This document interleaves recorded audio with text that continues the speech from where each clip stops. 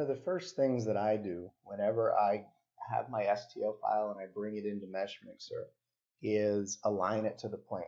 Okay, what I mean by that is if I turn on the grid, you'll notice that this patient is kind of coming up through the grid. Okay, looks like they're laying down right here, and I want to align that to the grid. The reason I want to align it to the grid is, well, there's a couple reasons, but the main one is that later when I'm putting a base on it, I want to use the y-axis to add my base, and so to make that go smooth, I need to have it aligned to the grid. And the important thing when we're doing this is to make sure that you're moving both models at the same time. That's how you're able to maintain the occlusion. If you look at the occlusion here, this was done by the intraoral scanner. In this case, this was a ThS scanner. And what I mean by that is intraorally, everything was scanned in one arch, and then the other, and then a bite scan was done. When that bite scan is done, the ThS is able to align both of those scans together, and then upon export, it puts them all on the same XYZ coordinate. So if I open these models in just about any CAD program, they're going to be in occlusion, and we don't want to lose that relationship. And so to get both of those models, you can hold down Shift and click on the other one. This is the one that is active, so I just have to click on the other one to make them both active. Notice that now that they're both the same color, they're both that lighter color, I can go into where it says transform. The keyboard shortcut for that is T, as in teeth. But once I choose the transform, now I get these options right here where I can use this little arc, I call it a pizza crust, and I can bring this down. And notice that this plane right here, if I click on this, that's going to put that plane right straight in my view. And I can, and normally what I do is, well, I take off the snapping. Normally what I do is I first start off trying to align the occlusal plane in this direction, and I'm looking at both the maxillary and the mandibular teeth, and I'm trying to find a happy medium. Okay, so once I have it looking pretty good here, I can click right here, and that's going to turn my arch towards me. And the first thing I notice is that this patient is not looking straight at me, but is kind of off to one side. So I'm actually going to click right here to go to the occlusal surface. And if you look at these molars and you look at where the grid is, they don't align at all. So if I take this and I'm looking at this line right here, if I take this green arc, I can align those, and then I can see, does it look more like the patient's looking right at me? I would say yes, it does. And then I look right here at the cusp tips, and I'm looking to see, does it look like I have a pretty good average of where that occlusal plane is going to be. Some people's occlusal planes are very flat, and it's easy to know that you're aligned. Other ones, it's like, it's pretty close. Right here, this molar is higher off the plane than this one. These teeth are up more than these ones, so I can come in and just even that out a little bit. So I'm looking at those second molars right now and how they're just a little off the plane.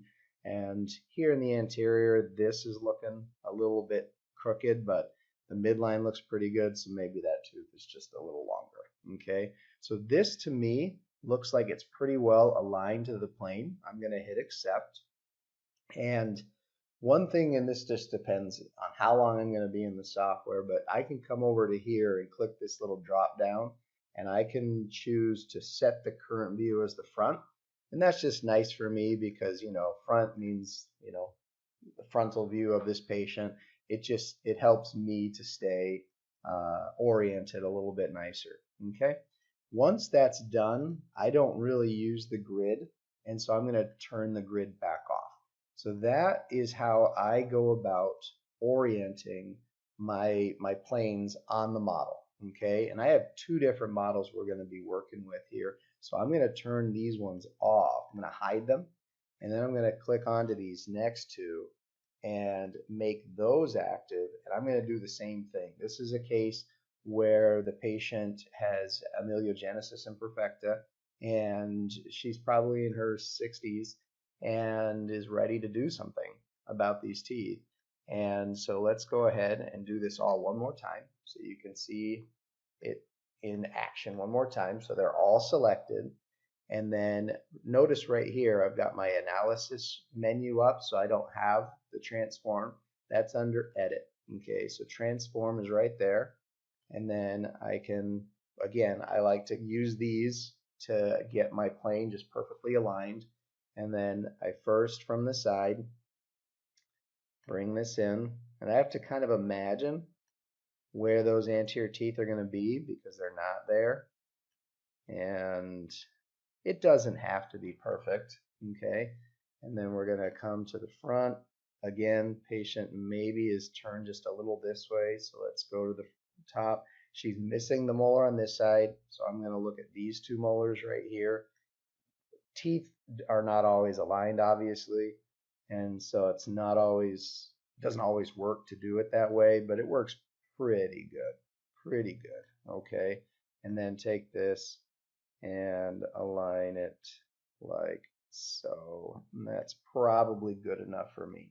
If this patient had some diagnostics done where maybe I had put like a wax rim, or I put some material on her teeth, like some composite, and I had scanned those in with this, so I had 3 different scans, I'd bring all 3 in and I would do the same thing. I would select all 3 and then bring those in and do my alignment. And sometimes that would give me a confirmed incisal edge position. And if I have a confirmed incisal edge position, that's what I want. Or even on that first case where we noticed that 8 and 9 were at different levels, if I had looked at that patient clinically and everything looked good, and that was the incisal plane, that's what I want to align to, because later when I'm doing a wax up, I want to be able to use my plane here as a reference. Okay, so always when you're doing this particular step, align it as is ideal. Okay, if you haven't gotten that far with this patient, because maybe it's just somebody's getting an implant at number 5, but you want to get a model and you want to do a wax up in mesh mixer, that's one thing. But if you are doing a bigger case like this and you have a decided incisal edge position, align it to the plane. All right, so that's this one. I'm going to hit accept.